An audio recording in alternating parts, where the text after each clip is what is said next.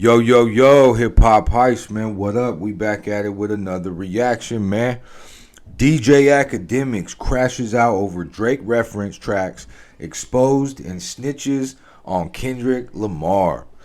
Oh, man, it's getting nasty out here, man. What is going on? Appreciate y'all for being here, man. This is hip hop heist, man. I need you to go hit that like and subscribe. And if you could hit that turn that bell on so you can get our notifications when we go live. With that being said, man, damn, this shit like never ends, bro. It just seems like Drake is on a downward spiral and it keeps getting worse. So let's get into it, man. Yeah, we know that Drake reference track's been leaked by a producer of his. And yeah, man, the dirt keeps coming out. So, man, yeah, let's get to it. We'll start there, man. Appreciate y'all watching. It's Hip Hop Heist. Somebody go bring out the mops. We got clean up on aisle 9. I repeat, please go bring out the mops. We got clean up on aisle 9. Drake, this cannot keep happening to you every single year. You cannot keep getting exposed by your ghostwriters time and time again. You're one of the biggest artists in the world. All this stuff should be behind the scenes and should never see the light of day, especially after the whole Quentin Miller debacle years ago. Somebody please tell me exactly what's going on in OVO. Is Drake not paying these guys? Are they not getting their lunch breaks in the OVO sweatshop? Did Drake ban casual Fridays at the sweatshop? Somebody please make sense of this for me. One of the producers for Drake's ghostwriters, Beam, has been exposing Drake and all the reference tracks he's had done for a couple days now. Now, last month, a Drake song featuring Central C called Trump Tower leaked, which again goes back to what I've been asking. What is going on in OVO, so much so that Drake is having records leak damn near every week now? This is not an official record. You can't find it on Spotify. You can't find it on Apple Music. It's a leak, obviously. The producer, Dim Crux, actually put out the reference track by Beam, and now once again, everybody's going crazy. Hey. Only attachments is on the motherfucking ratchets. Me and Neek say hash shit, we somersault like gymnastics. They don't give me credit, but I'd rather take the cash shit. Break out the elastic. I just got the groove bag just like Angela Bassett. Why you pay for law school if you keep skipping classes? Want something more lavish, you wanna be a bad bitch. Tell me. Gangsta shawty, let's get it started. Down ass nigga, cause I'm down for you already. Down for you already. I ain't tryna manage you, pill poppin' animal, and I know your friends too. Augustina, Diana, both of y'all a handful. Fucking in the Trump top, tryna get me canceled. Hey, gangsta shawty, let's get it started. Down ass nigga, cause I'm down for you already.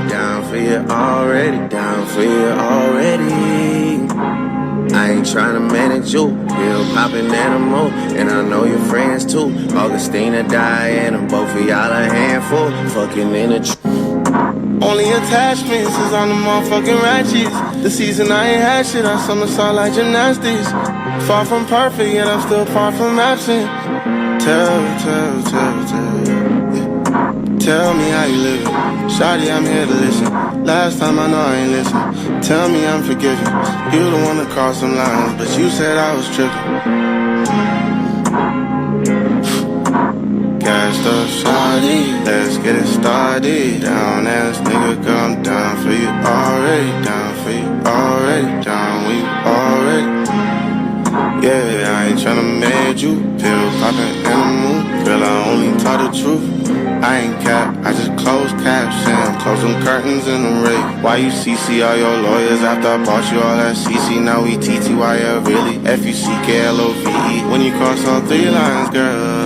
If you guys go to his Instagram page right now, He has at least 4 different reference tracks for songs that are all unreleased. Now, obviously, we don't know if this is going to be for Iceman, Drake's upcoming album, or if it's going to be on a different project for Drake. This guy is pretty much crashing out, and he admits it too here. Now, this whole reference track thing is hilarious. Years ago, when Drake reference tracks used to leak, Drake fans would deny it. These days, Drake fans are not only admitting to it, but they're finding different ways to cope with it. One fan said, yo, this is me listening to every Drake reference track and appreciating the man's genius to turn scraps into classics. Bro really got the Midas touch. Even DJ Akademiks, one of the biggest Drake fans out there, is no longer denying it. Akademiks is now saying, hey, you know what? If Drake has ghostwriters, guess what? Everybody does. Akademiks said this morning, yo, y'all just realizing no artist done lasted 10 plus years writing every single chorus and verse? Whoop-de-doo. Fans gotta get realistic. Every artist who makes hits over 10 plus years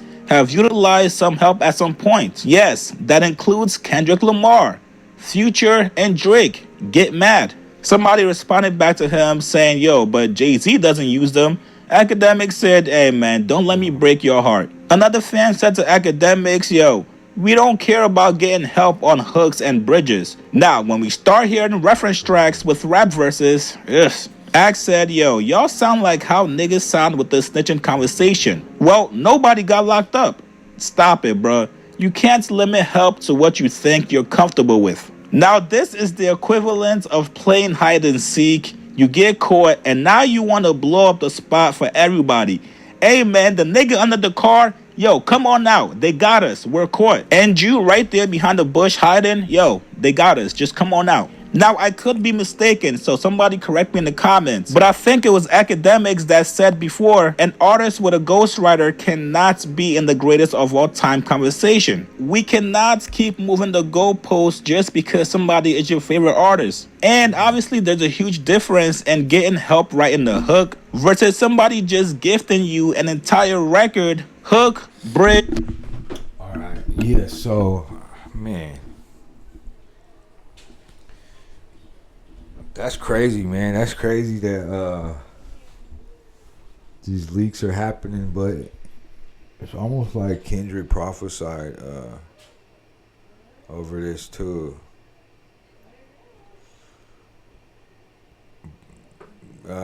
When he said, "What is he? Beam standing right next to you."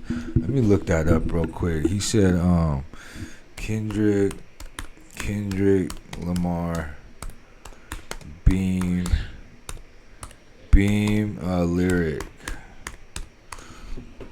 Let's see. He said,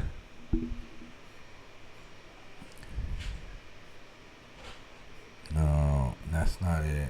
Beam. What the fuck? What one was that? Beam.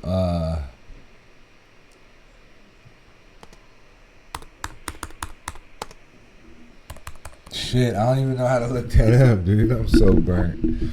Yeah, shit. Comment it down below if you guys find it. But yeah, Kendrick said he mentioned Beam in one of the battle records, and I just can't remember exactly which record and exactly the the context of the lyric. But what I'm thinking is,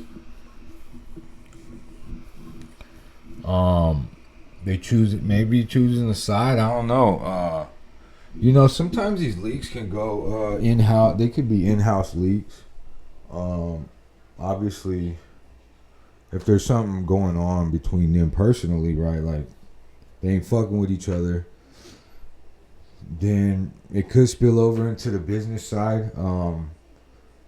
These records could be throwaways, or ones that aren't used.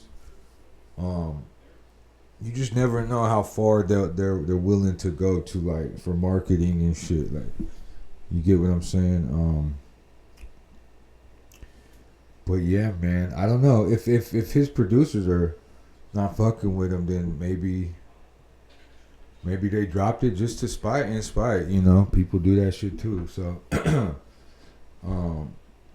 it is ghostwriting's like tricky because most of most of your biggest records that you love or nostalgia, there's many writers on records, right? Especially when you get up to that level of artistry and business, artist business, the industry, right? So, like Lil Wayne, you know, if you look at some of these records, there's like 10 names that wrote. I'm not saying just Lil Wayne. I'm saying just where you think it was one rapper, but really there's like 10 names on the credits, in the writing credits. So just lets you know, like, hey, there's there's a lot. Ghostwriting is a big deal. Like, it's the whole market for ghostwriting is its own market.